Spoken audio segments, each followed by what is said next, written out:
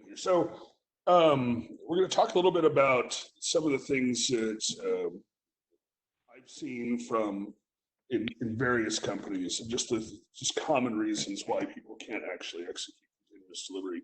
And if anybody has any other really major problems, I'm not going to cover all of the problems I've seen, just the main ones.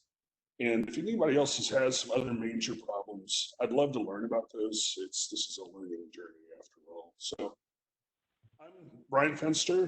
Like Larry said, I work for a small regional retailer in Northwest Arkansas, where we're currently hiring a crap ton of people because every day is Black Friday right now.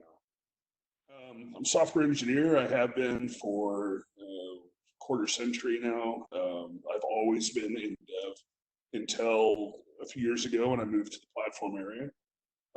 I've been focusing on continuous delivery and DevOps as a practice since 2014.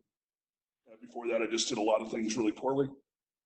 And I'm a motorcyclist and a photographer, because software development is not my hobby. Deploy more, sleep better is really it's kind of a play on my small retailer's company slogan, because we experience this, this idea of smaller changes with higher quality means less pager. And that's really what we feel, and what my team, when we try to help teams sell them on. And just because people use agile as a noun, I like to remind them that it's an adjective, and this is me being agile every cycle.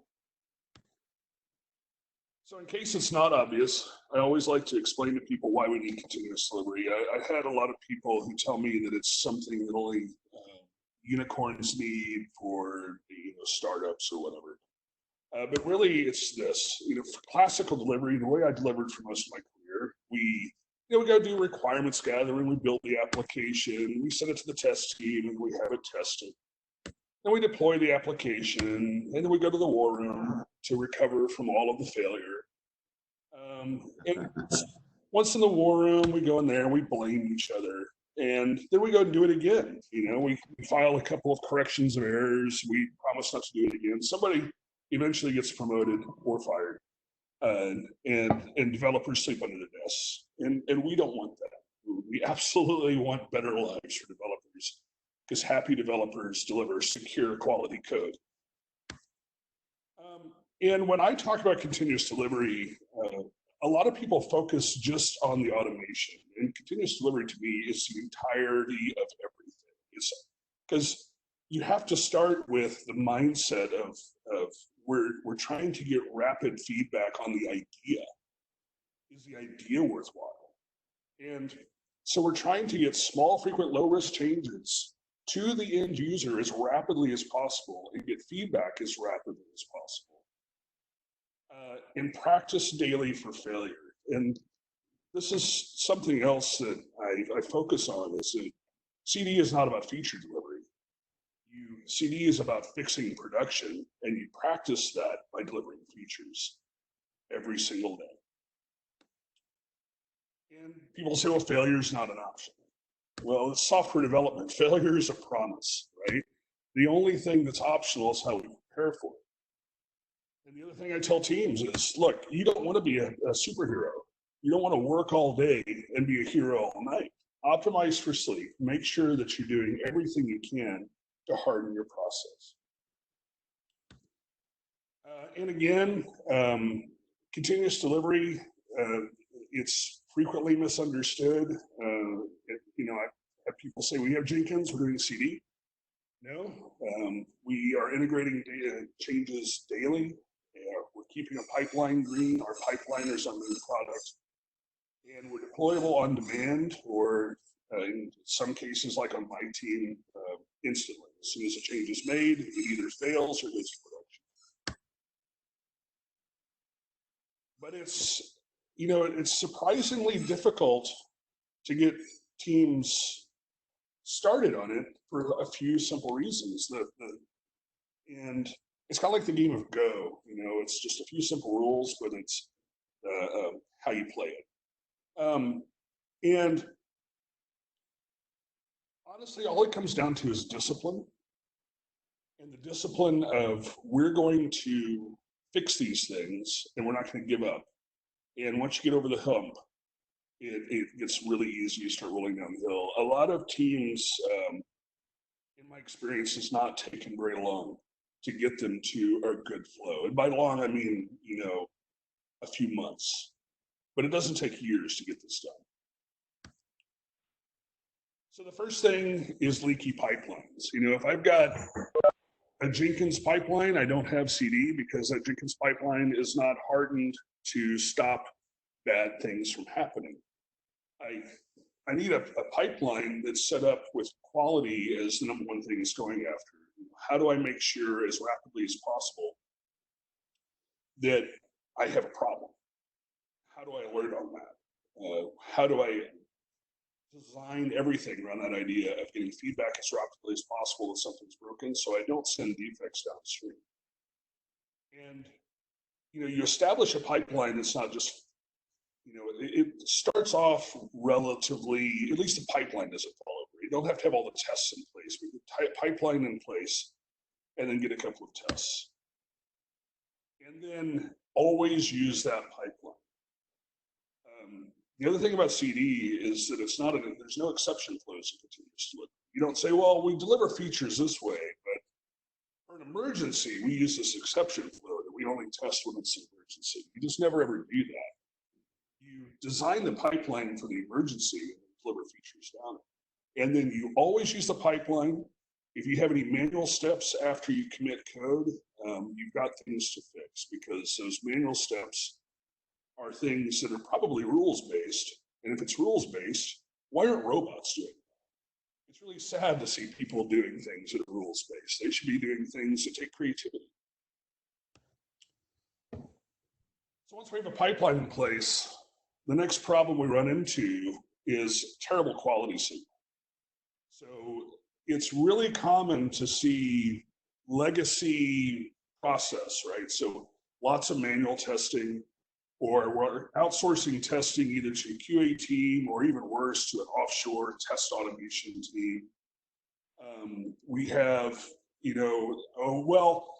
testing's never been valuable, it hasn't really caught much, or we just don't have time to test because we've got to get this feature out the door and we'll test it later, which never ever happens. And all of those delays mean the quality just keeps going down and down and down until eventually, hopefully you don't have stiff competition. Quality is incredibly coupled to speed of feedback. If you don't understand, if you don't know it's broken, you're not going to fix it. And if you do know it's broken, but you find out far too late to fix it quickly, it takes a long time to identify where to fix it, which costs money and costs sales. And so you're optimizing your pipeline for how do I get quality feedback as fast as possible, hopefully to the source of the issue itself. I mean, coding is where most defects happen if you leave, poor requirements out of things. But if I can alert the developer who caused the problem, that's the best case, because then they learn from it. And if they learn from it, then they don't cause that problem again. So we have to improve the quality signal. Testing has to be moved into the team. That doesn't mean you have a tester on the team. That means you have someone teaching the team how to test. You have people looking at the tests and challenging the team to make sure that they're quality tests. You make quality the culture of the team. Every single thing we do, how do we improve the quality of that thing we did? Testing and just that quality mindset is core. And the team has to own that quality. And we're going to go into that a little bit more, but that doesn't mean that they code the tests. That means they have full, total quality ownership of the outcomes of what they do. So when I talk to people about quality, the very first thing they want to know is, well, how do we measure it? I had a conversation recently where we were making some suggestions for an entire area about how they can improve their entire testing process, including just what the different kinds of tests were. And so they said, well, yeah, how do we measure adoption? So they wanted to measure code coverage. Well, of course, code coverage isn't a quality metric. Code coverage is I mean, external to the team, it's a vanity metric, frankly, straight up. I mean, internal to the team, it has value, but external to the team is just, look how many things we're running tests on. So you don't use code coverage to measure quality. Because every time I've seen a team judged by their code coverage, it's generated tests that you don't trust.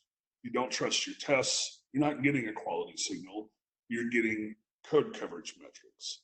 And it's better to delete tests you don't trust and keep some you do, and then start growing the list of tests you do trust than it is to have high code coverage. So how do we measure it? Well, it's actually pretty simple. We deliver really fast, and we find out how often it breaks. We're going to break stuff. The trick is to deliver fast, so it's delivering small, so we're breaking small. And then tracking those trends. Are we generating more or fewer or less defects? If we're generating more defects, what are we doing? How do we need to harden our quality process? And drive those metrics in pairs, deliver more frequently with fewer defects all the time. You can't do that without a good quality process. Now, the problem with testing, when I first started trying to help teams with this, and I was learning it myself, and I was trying to stay a page ahead. I said, okay, well, we really need to focus on test first. We test-driven development, or at least test during development. Make sure that we're testing the thing that we're going to deliver so that the pipeline is actually doing its job.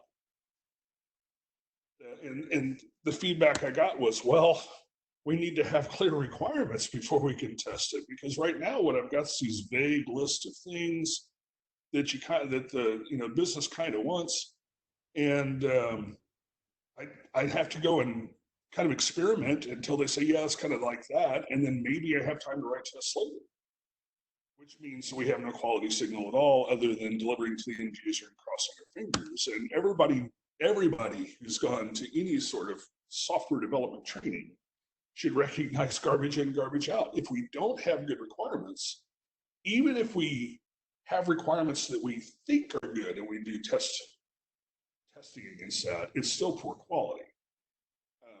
And that's when you start thinking of, well, testing doesn't start with the code, does it?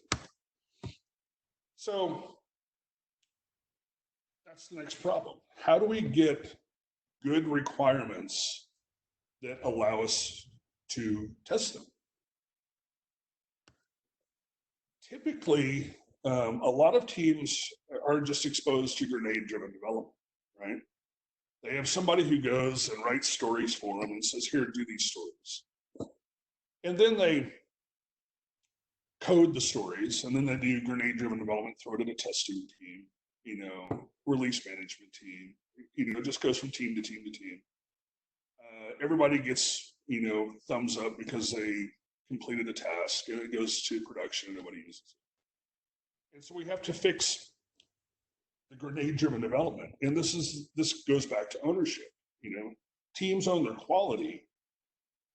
Well, if teams own their quality, that means they own the quality of the input into coding. They don't just own testing, because coding isn't the work. Coding's fun. Coding is what we do to play. Knowing what to code is the work. We have to work as a team to discover what the requirements are. Now, behavior-driven development is a core skill for anybody trying to execute CD.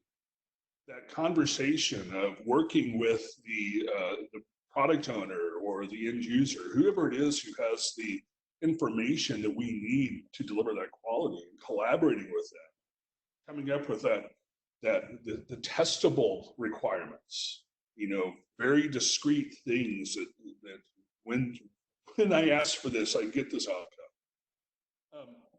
Working together that way, not only do we get higher quality, but we get more empathy with the end user. It's really easy as developers to be focusing on the technology, but really what we're doing is serving people. We should be working with the people we serve. And not only does it give us that, but we talked about continuous delivery as daily changes that are deployable now. To do that, I have to be able to break work down into tiny slices. It's not uncommon for teams who are just starting with, agile development to be working on stories that take 2 weeks. If they're really, really good, maybe 5 days. But for CD, you're looking for the team being able to deliver a story in a day or two, which means that you've got to have a high level of certainty what it is and have the skills to do that vertical slice you talk about. And using a technique like BDD means that you can slice into tiny, thin slices that you can deliver in a day or two, or as a developer within the day. And again, this is the team owns this. It's ownership. I can't own quality if I don't own the process of making sure I have the information that's quality information. And the impact of not doing that is huge amounts of waste. Now, the main thing that I focus on when I go to teams is finding out where their waste is and then helping them find solutions for that. But first I have to show them where the pain is. And it's really common for developers to start working on something and then say, "Oh, I've got to go get more information," or they finish it, send it to code review, and the person who's doing the code review says, "Well, I don't agree with what this is doing at all. That's not what I understood." And all those retry loops, all of that waste, all of that money spent, and if we just focus on at the beginning doing the hard work that everybody hates, I hate, just that hard work of getting into the details of what it should do, so we have a clear goal where the team can swarm it, the team can help each other, the team understands, and the end user agrees or the business agrees that's what it should do. Then we don't have all these retry loops, and we can cut the cost of every single change significantly. And as we drop the cost and increase the efficiency, that gives us room to innovate. It gives us room to find new features, to experiment with things that the user might want, because they generally don't want most of what we give them. So we need more room to give more things to them so they like more of what we do. But again, how do we measure it? How do we improve it? We push really hard on that development cycle time. There's lots of cycle times in the value stream. A cycle time from when work begins until when it's delivered. How do we shrink that development cycle time? And we look at that development cycle time and we say, hey, okay, we need to push that down so that we can find where the waste is. Why can't we make it shorter? Why can't we make it shorter? And also checking things like how frequently is work blocked due to requests for information, or how often is code review rejected for things other than hey, could you structure this differently, or could you name this variable something a little bit more clear, right? How often is code review blocked because I just didn't agree with how it was being tested because I didn't understand the requirements. And again, all of that takes teamwork. That takes the entire team working together to get it done, which is the next problem. It's really common for management to think what we need is 100% utilized developers who are heads down coding. This is thought work and teamwork. And if we're heads down coding, that's just the physical process. It's like digging a ditch. That's something you do to build a house, but we're designing the house and digging the ditches and standing up the studs. And if we're and all at the same time, we have to stand back and think. And so it's really common to have individual backlogs where, oh yeah, we're doing agile. We're doing the agile. We're doing 2-week sprints. We went to backlog refining and we story pointed all the stories. Here's your 5 stories for the sprint. And that's not how that's supposed to work. Every single flow that in any of the XP, Kanban, Scrum, all of them, they're all pull work because it's teamwork. It's about communication. It's not about here's your backlog. And incentives, when it's really easy for managers to measure people on how many things they got done. It's lazy, but it's easy. The right thing to do is like to work with the team and find out what's actually going on. And, if you've got some slackers on the team, it'll become apparent. But measuring tasks just means that the entire team is focusing heads down on what they are doing individually. Now, like I said, I work for a small retailer. Sam Walton, he was an early DevOps practitioner. He understood these things deeply. And this is a quote that I will see daily at work well, not anymore, for a little bit anyway, but in our conference rooms, you'll see quotes like this, that teams win, not individuals. You can't do it by yourself. It takes a team. So we have to fix the teamwork problem. Now, to get a development team to gel as a team, you need to give them a common problem to solve. And the problem we give them to solve is continuous integration, which is most of the problem of CD.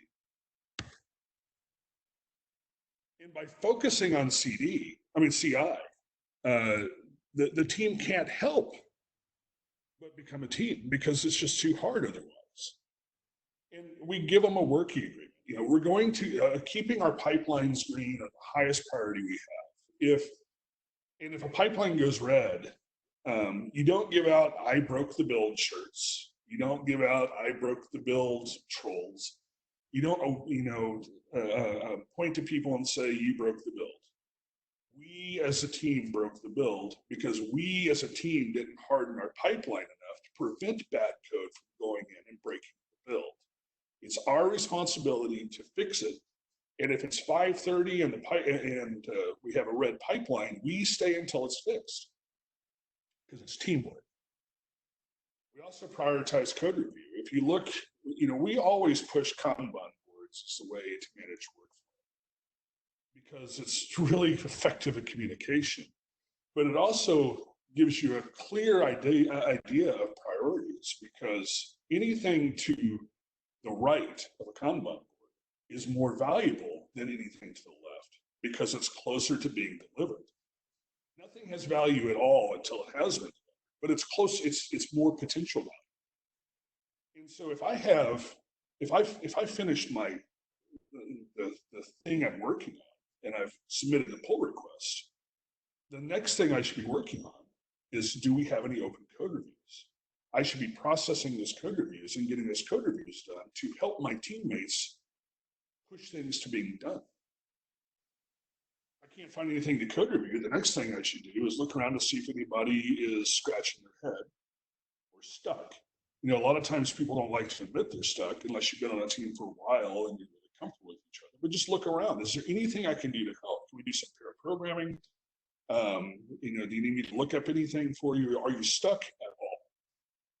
If the answer is none, nobody needs any of my help, well, okay, I guess the next thing I should do is start new work and bring something else into work.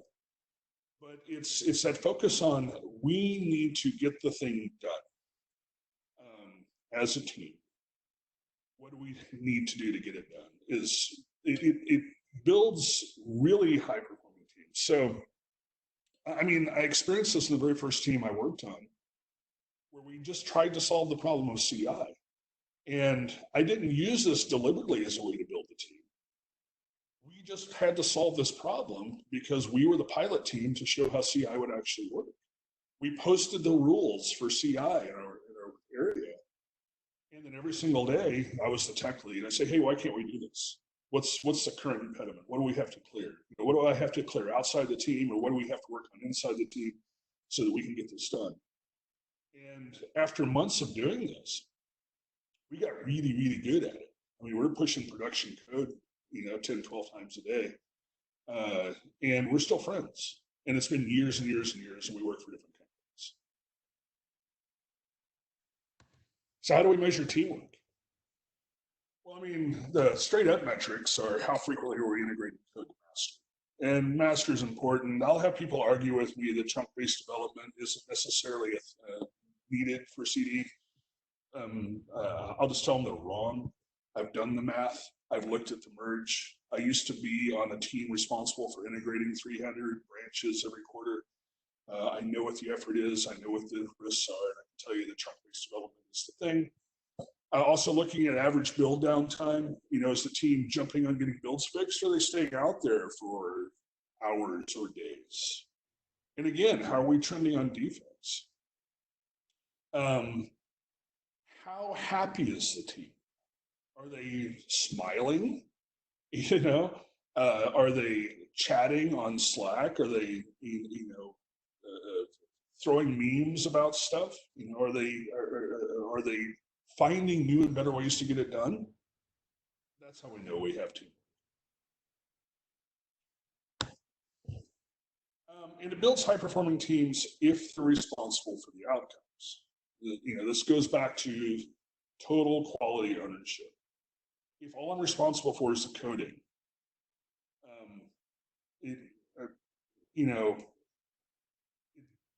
it's going to hurt. It's going to hurt bad because I don't get to feel the pain, the consequences of that output.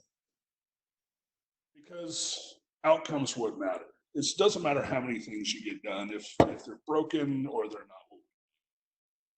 You need to have a clear line from I'm owning the requirement, the clarity of the requirements, all the way through I'm measuring that the user's using it so that we can feed that feedback back into the requirements. I need to know what our defect rates are. And if there's a production incident that requires someone to get woken up, it needs to be me. It's okay to have some first level support who's out there fielding the does or handling things with scripts that I give them as long as I get feedback that those scripts are having to be executed. But it's not okay for another team to be fixing my crap. I need to be fixing my own crap because that pressure of poor quality causing me pain causes better quality. And that's really it, right? Is that for CD to work, teams have to have ownership. And ownership is autonomy and responsibility. I hear all the time, autonomous teams. Where are the guardrails of the consequences of too much autonomy? What if the team decides that, I know that the current platform supports all of these awesome programming languages. But we're really curious about Haskell, and I want to do it in Haskell. And yeah, we're gonna have to build our own tooling around it and everything. We don't know anything about it, but it's gonna be fun, right? Well, you have to face the consequences of that fun as well. The delays in delivery and the poor quality as you're learning the tool. So yes, you should have tech stack autonomy. You should have total autonomy about what your quality process is. Nobody from outside the team should come in and say, these are the tests that you must run. You must use this testing tooling. The company has good sets of tools. Pick one, use the tests that apply to your architecture and build them as efficiently as you can. Write tests to test that the tests are running fast. Own your quality process. Same with the delivery process. There's, I know one of the definitions of a DevOps team is a release management team. Sumit, I think you talked about that. And if release management, if it's the process where the team hands a release management team code who's then responsible for delivery, means that the team can't harden a quality pipeline. They don't own the delivery process. They have no visibility to it whatsoever. If there's some problem with it, they don't have any idea what it is. They need to own their pipelines. And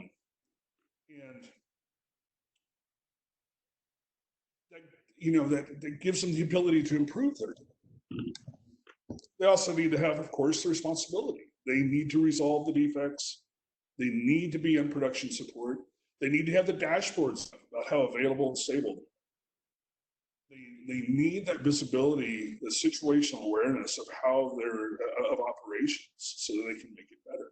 Because, like I said, quality isn't something you get from adding quality.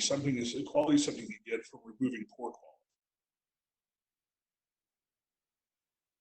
Now, the ownership is something that you can also measure. And I felt this on teams I've worked on. I've seen it on other teams.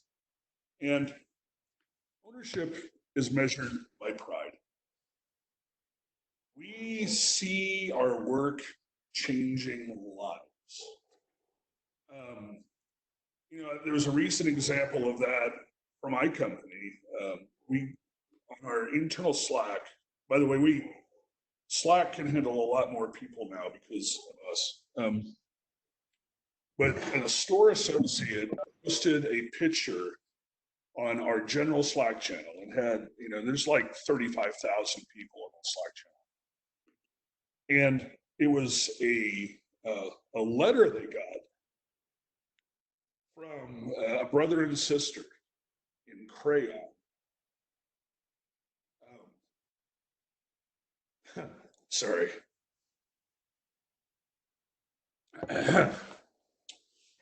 Thanking us for what we do. And the store associate posted that to us, thanking us for what we do to support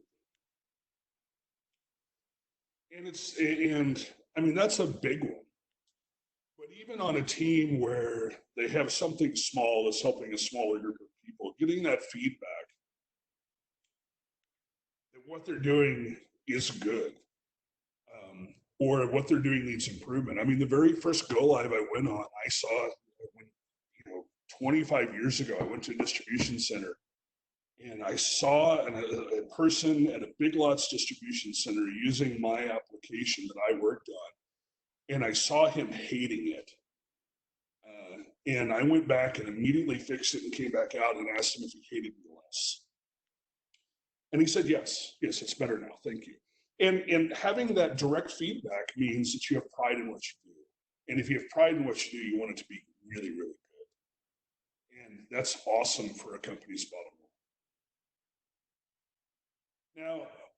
Now, I've talked about why we can't do CD. Like I said, it's a few basic things. It's just discipline and teamwork and quality.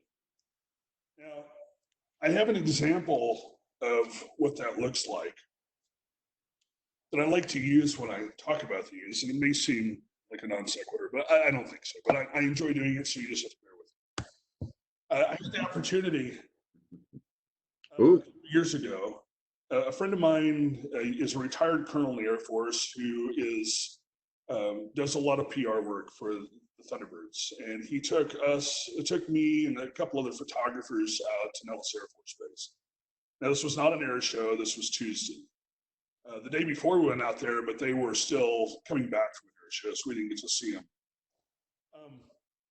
And so they're spooling up 2 airplanes to go practice. Now, the whole team's out there to spool up those 2 airplanes, including the new guy in the fatigues. He hasn't earned his blues yet.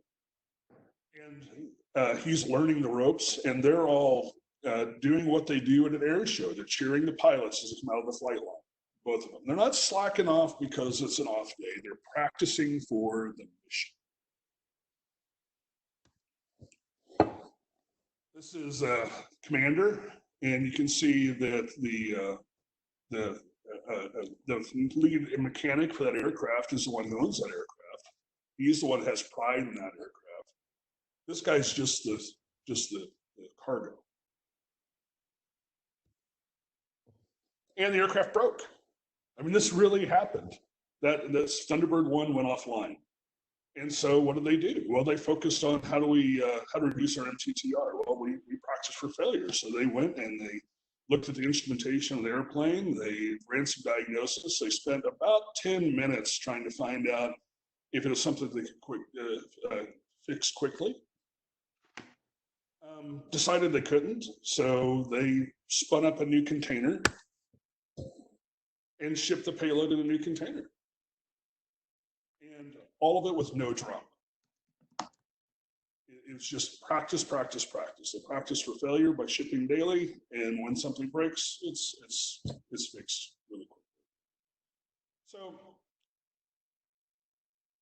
I hope this was valuable to you. I have a few other things here. This is the mindset we push for CD.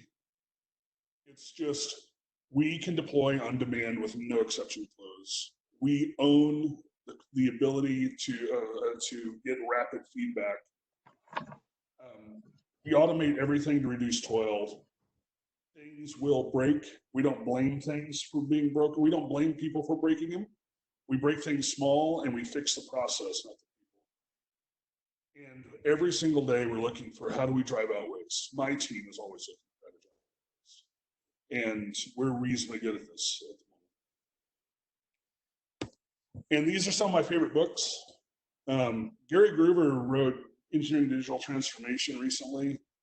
And anytime I have somebody who went to business school but doesn't understand software development, I'd love for them to read this book. Or if they've been away from it for a long time, they should read this book, because it does a really good job of directly relating manufacturing to software development, including comparing and contrasting between the two, and giving you a methodical approach to improving software development or software delivery. Of course, the Unicorn Project, it's painful for me to read because it's about people like me, and the handbook we all point to is just continuous delivery. So that's what I had. Sorry if it was a little rough. I'm working on this presentation.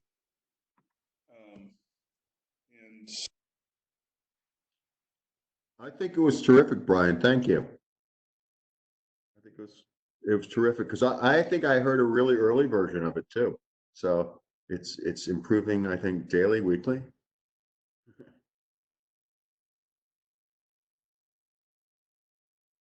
Oh, I lost you there for a second. Sima, can you hear me? I can hear you. We lost Brian at the end as he was wrapping up. Brian, can you still hear us? He's muted himself. He muted himself. sorry, can you hear me now? Oh, we can hear you now. So terrific. I'm sorry. I thought we'd take a few questions here directly related to the Prezzo and your experience, and then cut over to Lean Coffee, which is a separate URL. It's not integrated, unfortunately, but we could certainly bring up questions in that forum too, where hopefully you'll join us and answer questions, as well as other questions. So, do you think that's a good idea? Yeah, I mean, anything that usually happens. What we have in the presentation kind of carries over somewhat into the Lean Coffee, so we can have a session on the specific subject in Lean Coffee as well. Yeah. So we got a couple questions. Let's take them here. Sure, really.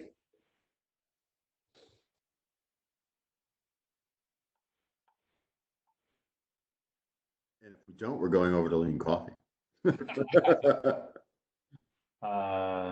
Looks like.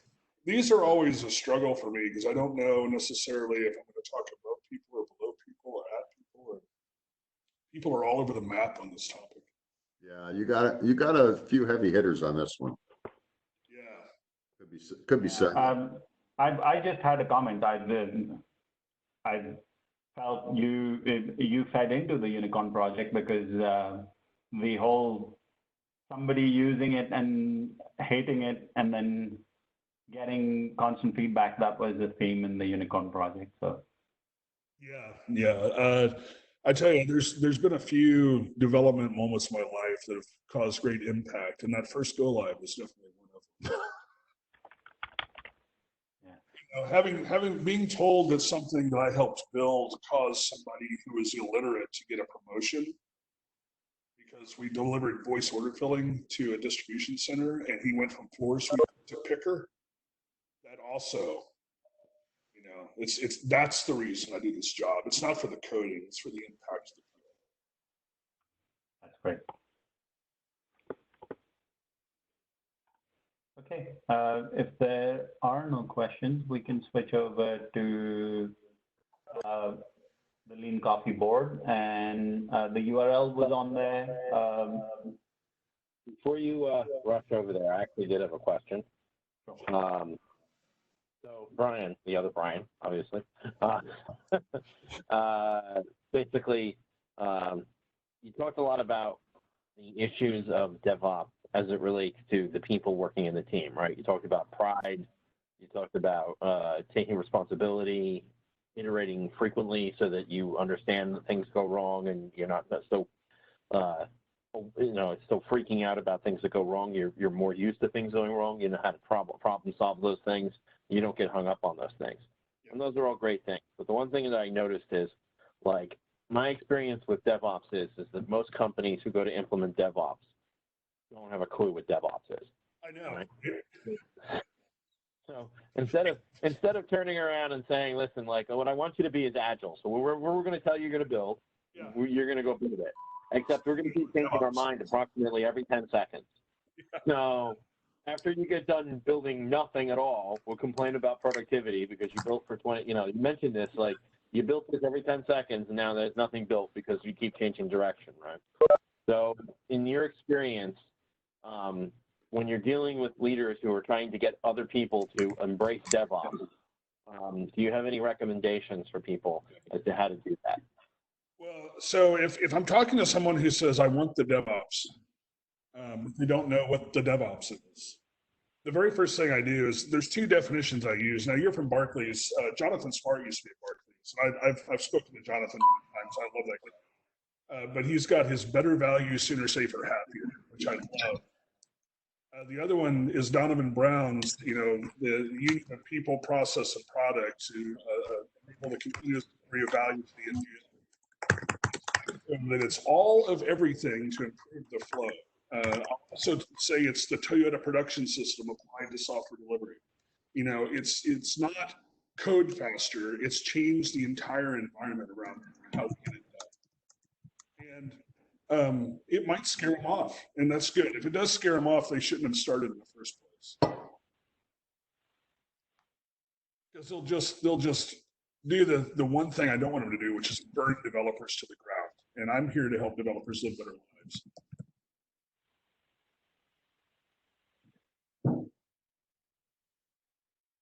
So you want me to scare my customers off? Got it. Well, I mean, it depends on the audience. I spend a lot of time trying to apply analogies I'll understand. Internal to where I'm at, I spent most of my career working on supply chain. How do we reduce touch points on boxes? Because every time you touch a box, it costs money and risks damage. And how do we efficiently move that box from its source to the customer? And software delivery is the same thing. And so I make those analogies as well. It's that every time you do a manual process of code, it costs money and risks damage. Try to minimize that. And we try to figure out where all the waste points are in the flow that prevent us from getting that value that we think we're going to deliver them to the end user to find out if it's actually valuable. That's what we're trying to do. Now, you can drive developers to do it faster, but you're just going to get more defects. And you can blame them for doing it, but the smart ones will just go somewhere where they're going to get a better job. And you'll just be left with the ones that you can beat up. So do you want to improve your bottom line and like change the environment you're working in so that you can make more money with happy developers doing more secure code? Or do you want to just beat people up until you got a business pick? Good answer. Thank you. Was that too passionate for you? No. Listen, everybody's got their positions on this, right? So the way I like to, I'm usually the guy that gets called up after a company goes horribly, horribly wrong, right? And so basically, from my perspective, I have the advantage of being the guy they called in and they said, well, we installed Jenkins, so we have DevOps. Yes. I'm like, thanks a lot. That's great. You click the button, it don't work, right? Yeah, exactly. It's like up in Detroit for a Detroit meetup, and I had my whiteboard behind me that said Jenkins not even CD behind me. Yeah. So for a while, I had this little joke going. It's like, would you like me to make Jenkins make you coffee? Because that's about what I can make Jenkins do. It can do anything. But if you install Jenkins and click the button, you're good. You must have DevOps. If you really need coffee, I suppose that's continuous delivery. But you know, the thing about it is like it's good to be passionate about your work because it means it actually matters to you, right? And what I find is that executives are they're best friends and they're worst enemies. They know they need this, they don't know what it is. So then they come to people who do it and they go, please make this happen, without realizing what this basically means. And it may mean culture shock to them. They may literally be in a shop that burns through people, like you're saying, and the only people who remain are downtrodden. The most effective thing that I've done from a propaganda point of view, and this is straight up propaganda sometimes with executives, is I was given authorization to buy 6 cases of Accelerate and hand it to every VP, SVP, director, and senior director in the company. And it became a litmus test for me. You know, number one, I started getting people asking me about some of the stuff in the book, and then there were people where the books were gathering dust. So I knew where to start, and I knew who to avoid. I knew if I helped this VP, then the other VP will eventually try to figure out how he cannot get home. So, just, you know, I try to educate and then hack. No, I appreciate the option. For you, if you don't mind. So you're very end user focused, and you've been dealing with people in the trenches and what you described and the pride and all of that through your process. So a lot has happened over the last few weeks. These pushed down on you. I'm sorry, there was some background noise I couldn't hear you. What did you say? What was the question? So the question is, has your process changed, or the work that you've had to change in the last few weeks with the big pandemic changes that have occurred within the company? How's that hit your work? You know, it depends on the team. On my particular team, we started off with the first week or so kind of feeling a little bit lost because we're used to working together as a team. And then we went and did mob programming. Woody Zill ran an exercise with mob programming at a meetup, and I went and did it, and we tried mob programming, and that got us our teamwork back. And so now the team's either doing mob or pair programming as a primary flow where we did before. Other teams in the companies are some of them are 100% remote anyway. And honestly, it's I don't have a feel for, there's too many teams, right? But a lot of teams are just working, they're just doing their jobs. And from my team's perspective, helping those teams, not much has changed. We're based in Bentonville. We help teams all over the world. So it's mostly remote help anyway. The only thing that we do that's not remote is when we go and do a 6-week boot camp with the teams to level them up rapidly. But then the Dojo consortium that I'm part of with other large companies, we've been talking for weeks about different experiments about how to make that more effective within a remote environment. I think the trick is just to treat it like everyone's remote, so let's just, you know, communicate as much as we can, but not in a distracting way, and trying to find that balance. Are there any metrics you can share with us or describe a little bit about how you measure performance? And certainly that would be interesting to hear, both before and after everything sort of went to hell in the last few weeks. I have not pulled metrics on where trends are. I know, because honestly, we've been going through a reshuffle in my areas. My goal recently has been to get everything realigned with where we're reporting. But you know, at the All Day DevOps Spring Break Edition, they had a interview with Ross Clanton from American Airlines and a couple other places. They said they were seeing productivity go up. Now, I think one of the concerns that a lot of us have is that productivity is going up because people aren't stopping working.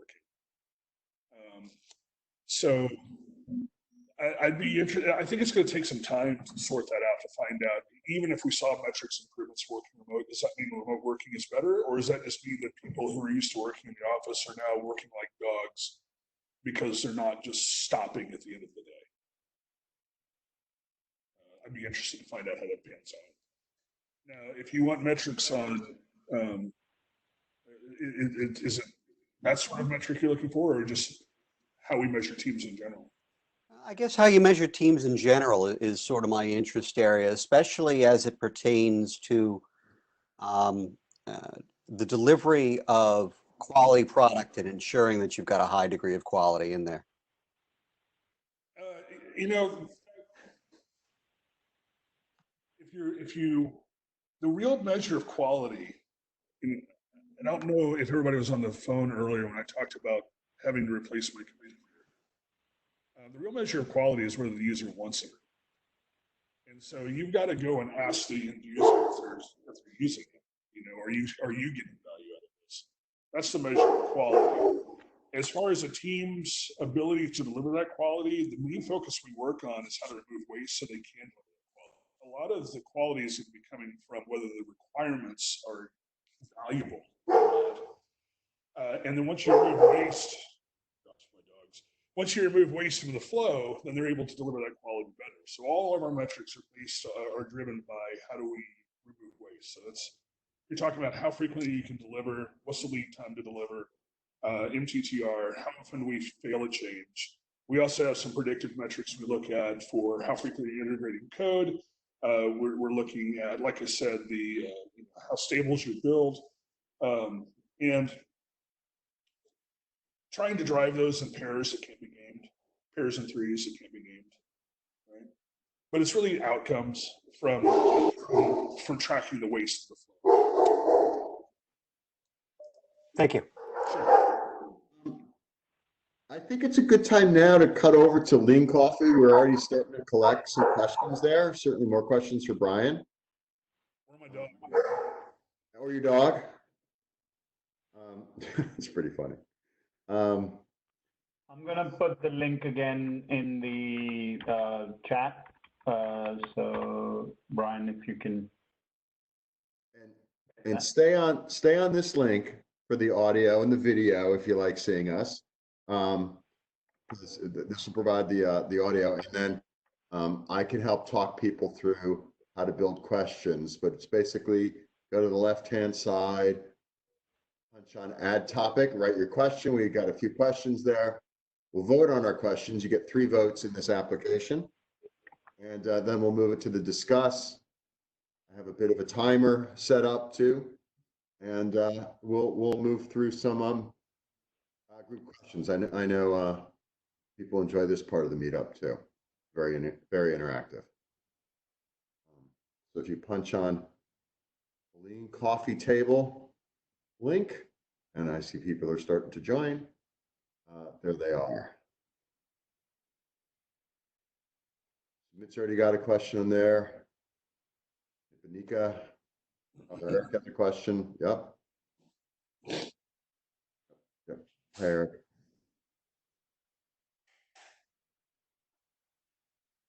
Box. Like this question too.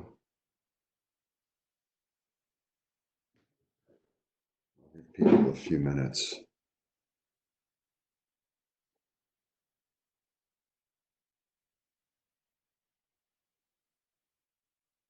Terrific. A lot of people made it on.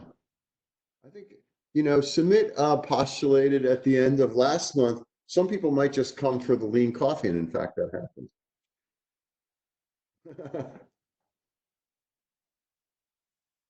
Because it's later. And they knew they could get a hold of you, Bryan. Don't forget to vote, people. You can vote for your own as well. I'm curious about the one that's what objections you typically there's like an incomplete question. Yeah, Bryan, it's kind of a work in progress for Bryan. I think it's tough to edit these. It's a work in progress for Eric. I think it's tough to edit these. Plus, we can have the people introduce their question too. Like this is the context I ask this in. I love the Jenkins question. Yeah.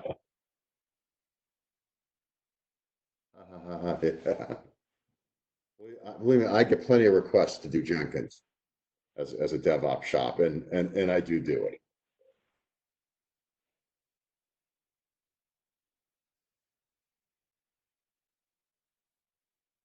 A typically well constructed question.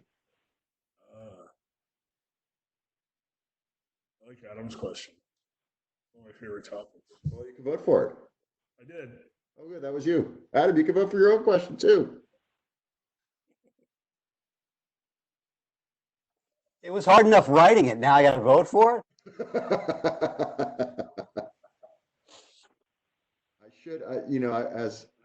As a moderator, I guess I should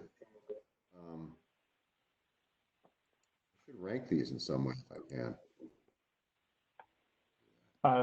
I guess you'll get to rank them after the votes are done. I guess they're getting ranked by vote already. Yeah, they look like they're self-ranked. That's me doing the ranking. Oh, is it? Oh, okay. I got to count too. That's tough. The count's on it. It's saying 9 on Adam's one, and then yeah. Oh, excellent! Thank you, Sumit. There was a tool that we were trying in the Dojo consortium, I forget which whiteboarding tool it was, that had a retrospective thing where you could vote on cards. It seemed a little easier. Fun retro, I think, is.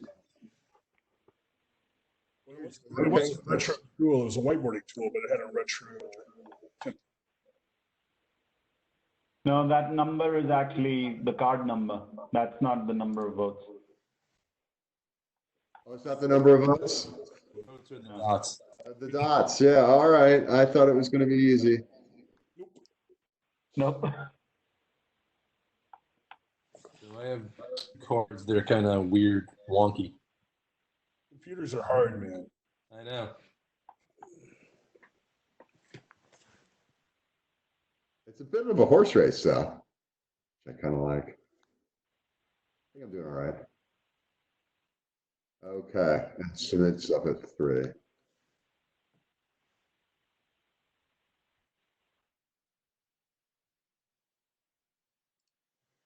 Okay, I think I got him pretty good.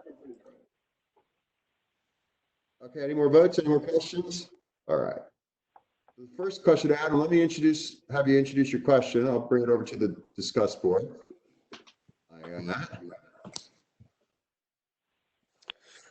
Okay. We're going on it. Am I off mute? All right, I think I am off mute. Good. So it's always a challenge when you're going from traditional programming methodology where an individual or a small core is responsible for delivering on a set of services to having a larger, more outcome-oriented set of goals and metrics that support that. So my question has to do with what sort of challenges you go through when you make that change, and also at the same time, how you don't lose the individual in that process to the group, because there's still a requirement to make sure, of course, that individuals have those capabilities or improving upon them and that they're worthwhile to the team. It's a question. Good question. I can give my perspective, which if somebody wants to know how individuals doing on a team, they should join the team. So if there's an engineering manager who wants to have team individual metrics, they just join the team and they observe. Because I talked to the previous CTO of Walmart about this, because he was pushing for CD pretty hard. And I was asking about individual metrics. I asked him straight up, and he said, "Yeah, I've tried doing that, and there's no good way to do individual metrics. Every time we try something that seems reasonable, they game it. So it's it's coaching by walking around. Go and see." The other thing for me anyway is that we're really focusing on teams that are, actual small teams, 10 people or less. So you can measure their ability to deliver their services, and then try to find out why they're struggling.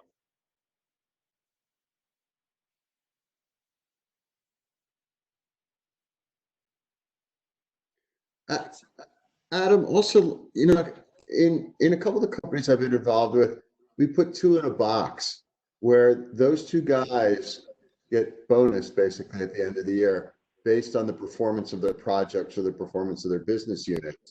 One doesn't get more than the other. They're in it together. They either get it or they don't, or they get, a portion of it together. We called it two in a box. You're talking at the program level or at the developer level? For me, it was a project level and business unit kind of project level. So it'd be the IT and business partners. Yes. Yes, exactly. And their annual Did you call conference. that programmers in a box? Did I hear that correctly? Yes, we put the leads in a box, Brian.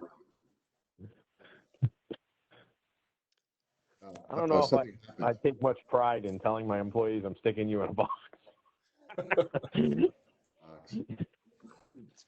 Better than at the bottom of the ocean, so.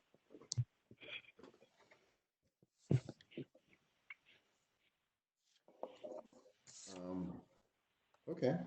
All right, guess we've exhausted the topic. Yeah.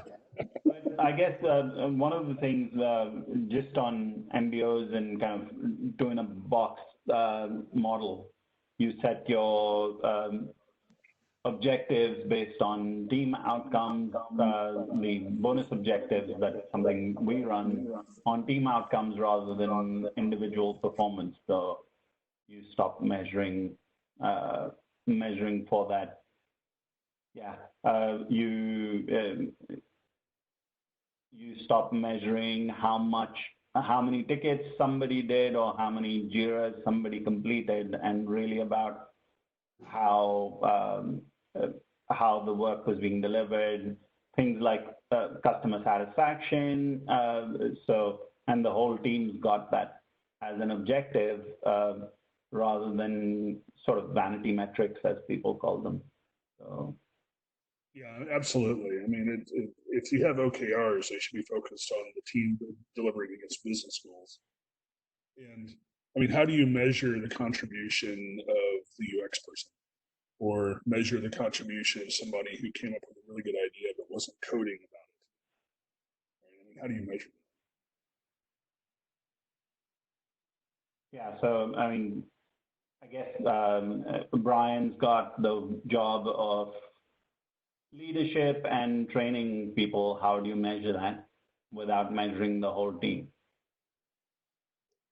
Is he by spending hours in meetings or in training courses? Is that really a measure, or the team's outcome and improving, let's say, customer satisfaction is really the result that the measure that should be there? Yeah. And then my last eval was based off of how people felt about talking. I mean, straight up, it's just, am I doing a good job of influencing? And it was based off of feedback. But I mean, yeah, you can't. It's really difficult to measure a person's contribution to the team without witnessing. You have to go to the game. Yeah, I mean, for example, we use Office 365, and Office 365 now sends you these metrics. How much time did you spend on social aspects versus time available for work? And yeah, if somebody put a measure on that and said, oh, if you're spending time in email or Teams chat, then it's a positive or a negative.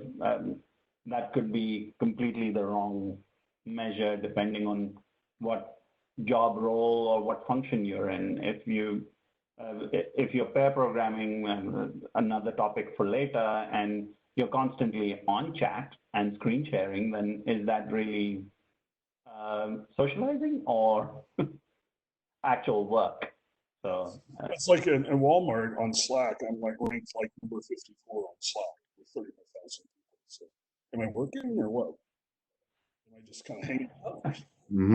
Hard to tell. So The at other Barclays, the way we do this is a review process, because I have to do reviews for a lot of people that report to me. The review process is the what and the how. So you have to ask yourself, what are the objectives they were supposed to be given, right? And we actually have a system that records your objectives for the targets you're trying to hit.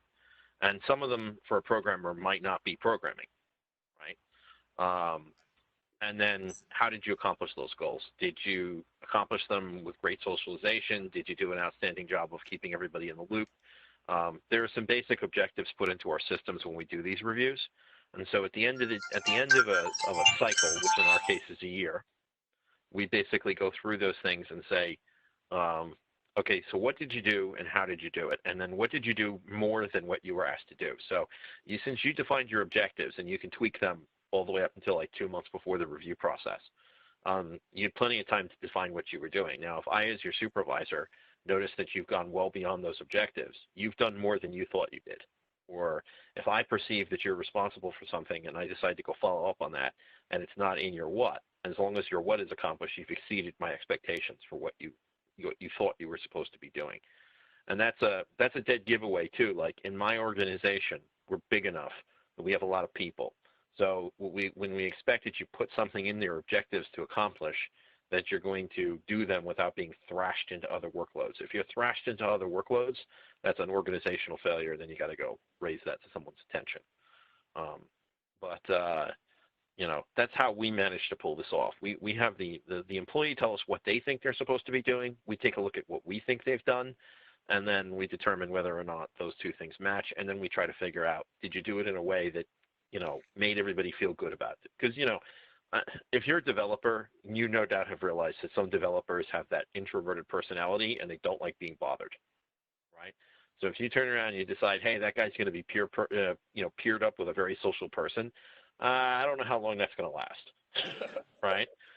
So, like, if you put that person who's very antisocial in a room with someone who's very social, and they spend all day smacking each other in the head, you're probably not going to do so good on your how review, right? But, as long as the task is accomplished, you actually get a rating for each of these two things, anywhere from exceptional to needs improvement. You definitely want to avoid needs improvement with us, but needs improvements are, usually means that you totally missed the target or somebody's not rating you fairly, and in which case you better sort that out with your supervisor before that becomes formal. But we also have a continuous review process, so like your continuous deployment, continuous improvement. Like you're supposed to meet with your employees. You can do whatever you want, have weekly scrum meetings, whatever you want to do. But you're supposed to have at least quarterly meetings with each of your employees who report to you to understand what they're doing. And it gets a little more challenging as you become more of a leader, right? Because if you've got 100 people, that means you have to find time in a quarter to meet with 100 people. You can do it one at a time, you can do it all as a group, but you want to make sure that each of those people feel like you're actually doing something. Because when they rate you as a leader, they rate you on how you did it. So did you throw all your 200 people in a room and then make them compete for your time, and that was your quarterly review? Or did you try to make each person